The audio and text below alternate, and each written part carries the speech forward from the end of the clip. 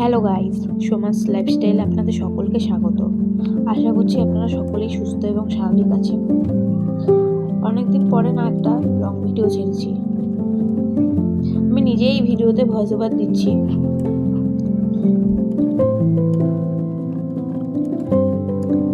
ভিডিওটি কেমন হয়েছে অবশ্যই জানাবেন কমেন্ট করে।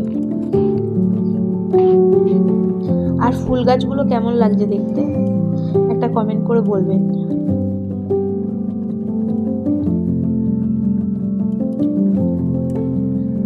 আমাদের ছাদ বাগানে কিছু শীতের ফুল গাছও লাগানো হয়েছে। সেই ফুলের ভিডিও না আমি নেক্সট ভিডিওতে আপনাদের সাথে শেয়ার করব।